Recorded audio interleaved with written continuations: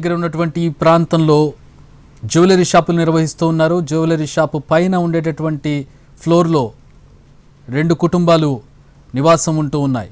మొత్తం 20 మంది, ఒక్కొక్క గదిలో 8 మంది చొప్పున నిద్రిస్తున్నట్టుగా తెలుస్తోంది. తెల్లవారుజామున నిద్రిస్తున్న సమయంలో ఈ ఫైర్ యాక్సిడెంట్ జరిగింది. షార్ట్ సర్క్యూట్ కారణంగా ఫైర్ యాక్సిడెంట్ జరిగింది. తద్వారా ఏసీ కంప్రెసర్లు పేలడంతో పూర్తి స్థాయిలో మంటలు, పొగ వ్యాపించాయి.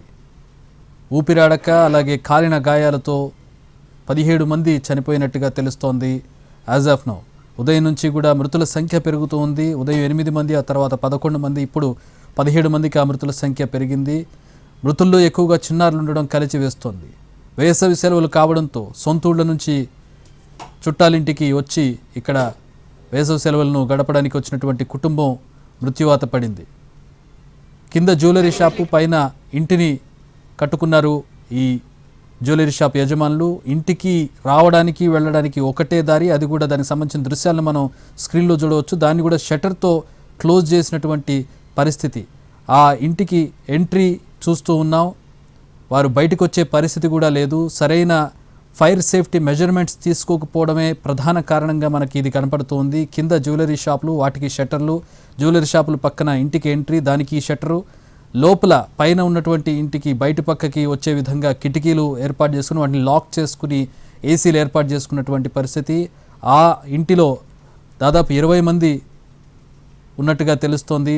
ప్రమాదం జరిగినటువంటి సమయంలో మృతుల సంఖ్య 17కు చేరుకున్నట్టుగా తెలుస్తోంది.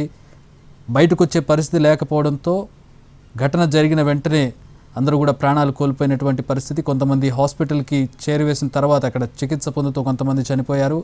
చార్మినార్కు కూతవేటు దూరంలో ఈ ఘటన చోటు చేసుకుంది.